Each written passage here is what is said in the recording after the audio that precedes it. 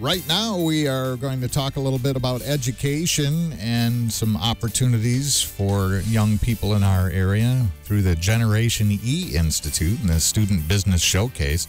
Cheryl Peters joins us this morning. Hi, Cheryl. Hi, good morning. It's very nice to see you. Thank you. Talk a little bit about Generation E and all of that stuff. Why don't you tell us, first of all, what exactly is Generation E? Generation E is entrepreneurship education. Started out that it was for all ages, has continued to be that way. We have two basic programs with Generation E. One is called BizWiz, which is for young people ages 8 through 18. And then we have the Center for Entrepreneurship, which is for adults.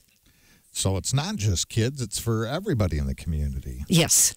And how did all this get started, Generation E? Well, at the time, the CEO of the Community Action Agency, Don Mercer, had a dream. And his dream was that we should offer entrepreneurship education to people in our community and to support them. And so as a result, he was looking around to see how he could make that come to fruition. And he ran across our program where I was teaching at Springfield Middle School at Battle Creek Public, and I taught health and careers. And so he contacted me and asked me if I had any interest in it. And this was how long ago? 13 years ago. I guess you had interest. I did. I do. I did and do and still do now. We started it and it managed to, we had some funding. And so I was commissioned to develop the high school curriculum in collaboration with our ISD and KCC. And so right now this is kind of and not really a school program, but like a standalone program. It is. It's for everybody. It's for all youth, and especially in our youth program, whether it's in the schools, whether it's in community organizations, churches, wherever there are pockets of young people.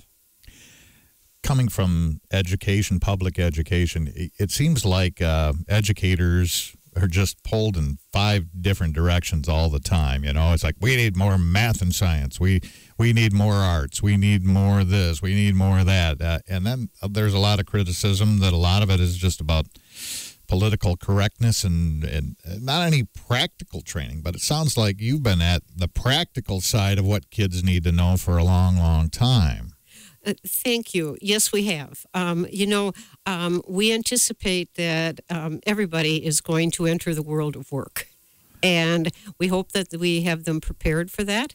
And we know that these kids who go through the program, 98% of them are going to get jobs. And we want them to. And so to help prepare them for that, it's creating that entrepreneurial mindset, that innovative thinker, the creative thinker. The employability skills, the soft skills that are needed in employment. Sure, and just the fact that it's not a protected environment when you get out in the workplace. You know, you got to deal with all kinds of people and all kinds of situations and all kinds of stuff like that. And to be prepared for those challenges and to be able to face them. Yes. Yeah. I mean, a homework assignment once you got a job, that's a different thing. It's like, you do your homework or we'll find somebody who can and you're on the street.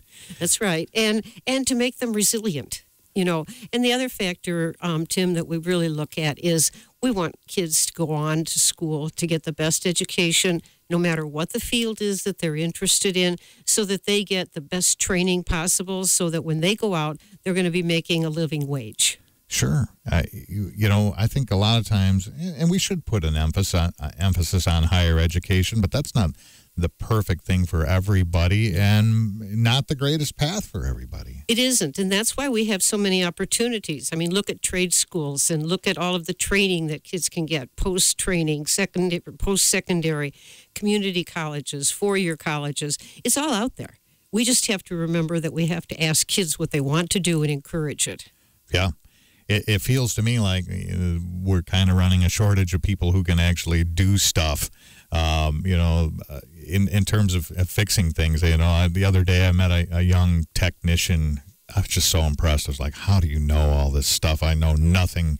And, it's just amazing. I think it was refrigeration. You know, where do you learn that stuff? You know, and well, not so much in college, but you know, maybe can learn how to invent a new refrigerant. But we also look at that. I mean, just coming up with ideas out of the blue, trying to get young people to think of things that nobody's ever thought of.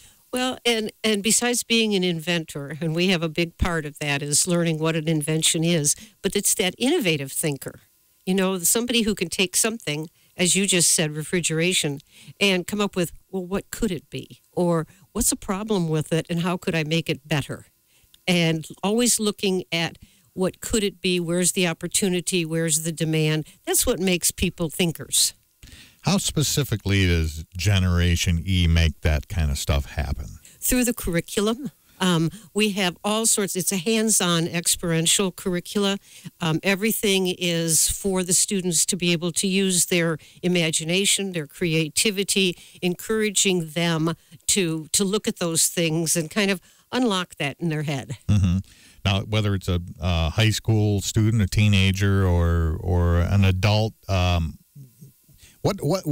does it work? I mean, do they go to a place in a classroom with a regular schedule and sign up, or I don't quite get that connection. In the third grade, it's part of their lessons. Okay. It's written right into being incorporated into their regular lessons of the day. And so they maybe have 10, 12 lessons that go along with that. In the middle school program, because we don't have the fourth and fifth completed yet. In the middle school program, it's either a 6 to 9 week standalone. In other words, it could be a life skills class, social studies, any class like that. Mm-hmm. Or it can be incorporated into an existing class. And the same way with the high school program, that's a semester class, but it also can be taught at the career centers as drop-ins. Either way it's taught, the high school program articulates to college credit. Oh. So who teaches these classes and where? Well, we have trained over 500 in the United States and Canada, mm-hmm. and they are instructors. They can be educators in classroom. They can be community organization people. We have a big program at the library where they're trained. Big brothers, big sisters, church groups, anywhere there's a pocket of youth. Wow. So it sounds like you've got a lot of interwoven support in the community. We do. We do. We're very, very grateful to community support because if we didn't have the volunteers that come in and help and give examples and are role models for the students, that's a big part of it where they learn how to network. Yeah, and that's always been an attractive thing to me, getting people from the community who are performing jobs to come in and actually give students a hands-on demonstration. Here's what I do. Here's what you need to do to get there. These are the kind of jobs that you could consider. It's huge, and schools don't have always the opportunity to get kids out. So in this program, we bring people in. Ah, that's good. We want to talk about how people can support Generation E. We want to also talk about the Student Business Showcase. I'm very intrigued about that, and that's coming up, a little over a month away. May the 9th. And, yeah, Cheryl Peters is our guest from Generation E and the Student Showcase. Tell us about that Student Showcase. This will be our 13th Student Showcase, and what it is a celebration of young people. We are trying very, very hard, and we always do, to remember that the whole purpose behind this is to give students the opportunity to use their imagination. So with this program, with the showcase, the students who have gone through a Generation E program, no matter where it is, this is the statewide program, they have the opportunity, if they've had an approved business plan and actually an operational business, it's not simulation, and then they can qualify to come to the showcase. How many people are going to be there under one roof at Kellogg Arena, do you think?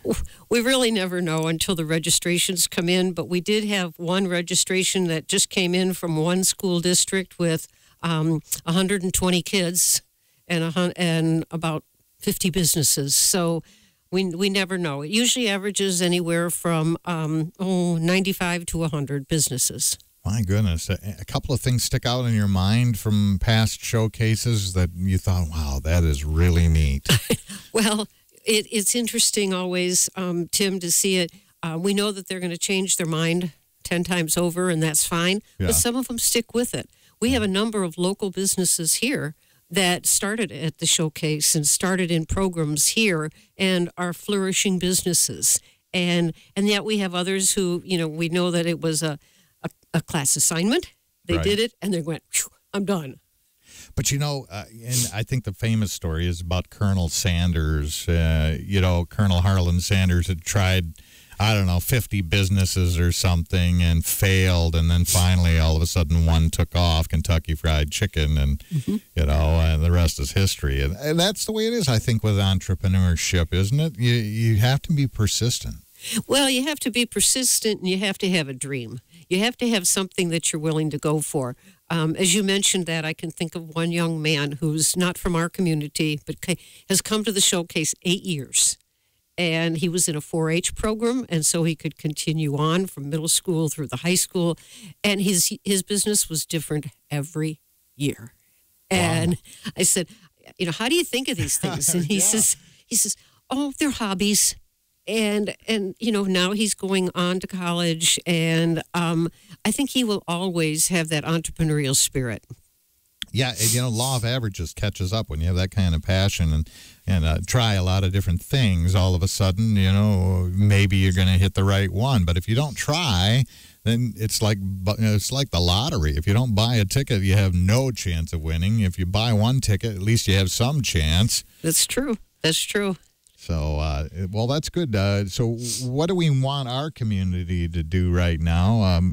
First of all, in terms of participation, is it too late to register for the Student Showcase? Oh, no.